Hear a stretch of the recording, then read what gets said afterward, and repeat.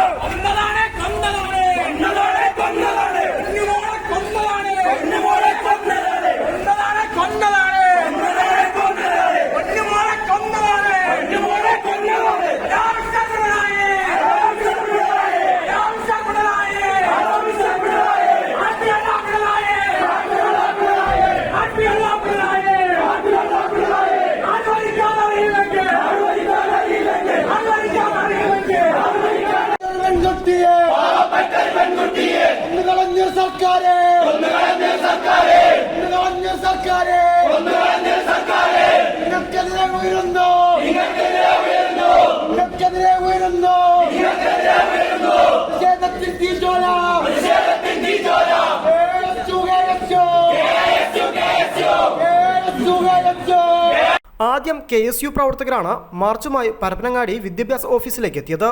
പിന്നാലെ MSF പ്രവർത്തകരും എത്തി. തുടർന്ന് ഇരുകൂട്ടരും സംയുക്തമായി സമരം നടത്തുകയായിരുന്നു. പരപ്പനങ്ങാടി SHO ഹരീഷിന്റെ നേതൃത്വത്തിൽ വൻ പോലീസ് സംഘം പ്രതിഷേധക്കാരെ തടഞ്ഞത് സംഘർഷത്തിനിടയാക്കി. പ്രവർത്തകരെ പോലീസ് അറസ്റ്റ് ചെയ്ത് നീക്കി.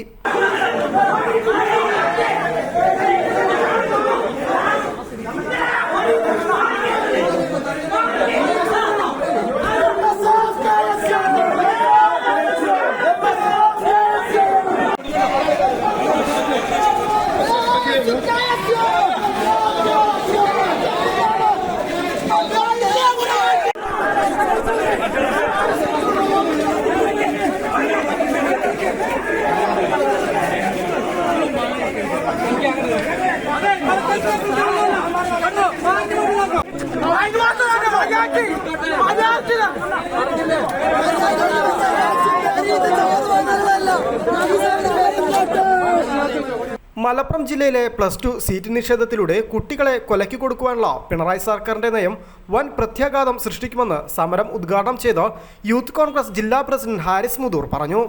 അതിദാരുണമായ സംഭവമാണ് പരപ്പനങ്ങാടിയിൽ നടന്നിരിക്കുന്നത്. മാർക്കുണ്ടായിട്ട് പോലും അലോട്ട്മെന്റുകളിൽ സീറ്റ് ലഭിക്കാത്തത് വിദ്യാർത്ഥികളെ മാനസികമായി തളർത്തുന്നതിന്റെ ഉദാഹരണമാണ് പെൺകുട്ടിയുടെ മരണത്തിലൂടെ വെളിവായിരിക്കുന്നത്. +1 അലോട്ട്മെന്റിൽ സീറ്റ് ലഭിക്കാത്തതിനെ തുടർന്നുണ്ടായ മനോവിഷമമാണ് പെൺകുട്ടിയുടെ മരണത്തിന് കാരണമെന്നിരിക്കെ സംഭവം വഴിതിരിച്ചു വിടുവാനും ലഘൂകരിക്കുവാനും ബന്ധുക്കളെ സമ്മർദ്ദത്തിലാക്കി വിഷയം തെറ്റായ രീതിയിലേക്ക് എത്തിക്കുവാനും ശ്രമം നടക്കുന്നുണ്ടെന്നും അദ്ദേഹം പറഞ്ഞു. പ്ലസ് നേടിയ വളരെ മിടുക്കിയായ ഒരു കുട്ടി നമ്മുടെ കൺമുന്നിൽ നിന്നും മറന്നുപോയിരിക്കുന്നു. ഇന്നലെ ദൗർഭാഗ്യകരമായി കേരളത്തെ മുഴുവൻ ഞെട്ടിച്ച് ഈ പരപ്പനങ്ങാടിയിലെ ഒരു 15 വയസ്സുകാരി രണ്ടാമത്തെ അലോട്ട്മെന്റിൽ കണ്ണിൽ എണ്ണയൊഴിച്ച് കാത്തിരുന്നതിന് ശേഷം തന്റെ കൂട്ടുകാർക്ക് പഠിക്കാൻ അവസരം കിട്ടുമ്പോൾ മുഴുവൻ വിഷയത്തിലില്ലെങ്കിലും അതിന്റെ പകുതിയോളം A+ കിട്ടിയ ഒരു കുട്ടിക്ക് രണ്ടാമത്തെ അലോട്ട്മെന്റ് കഴിഞ്ഞപ്പോഴും റിസൾട്ടിൽ ആ കുട്ടി ഉദ്ദേശിച്ച സ്കൂളുകളിലോ മറ്റ് എവിടെയും പ്രവേശനം ലഭിക്കാത്തതിന്റെ പേരിൽ മനം നൊന്ന് തന്നെയാണ് ആ കുട്ടി ആത്മഹത്യ ചെയ്യേണ്ടി വന്നിട്ടുള്ളത്. കേവലം 15 വയസ്സുള്ള ഒരു കുട്ടിക്ക് ഈ കേരളത്തിനകത്ത് പ്രബുദ്ധ കേരളം എന്ന് നമ്മൾ വിശേഷിപ്പിക്കുന്ന ഈ കേരളത്തിനകത്ത് ഒരു ഹയർ സെക്കൻഡറിക്ക് പഠിക്കാൻ കഴിയുന്നില്ലെങ്കിൽ എങ്ങനെയാണ് ഇത് പ്രബുദ്ധ കേരളമാവുന്നത്? എങ്ങനെയാണ് നമ്മുടെ കുട്ടികളുടെ ഭാവി എന്നുള്ളത് വലിയ ആശങ്കയാണ്. അതുകൊണ്ട് വലിയൊരു പ്രസംഗത്തിലേക്ക് ഞാൻ പോകാൻ ആഗ്രഹിക്കുന്നില്ല. ഇന്ന് നമുക്കറിയാം, ഞങ്ങൾ ഇത് വളരെ ഒരു ഗൗരവമായി ഏറ്റെടുക്കുന്ന വിഷയമാണ്.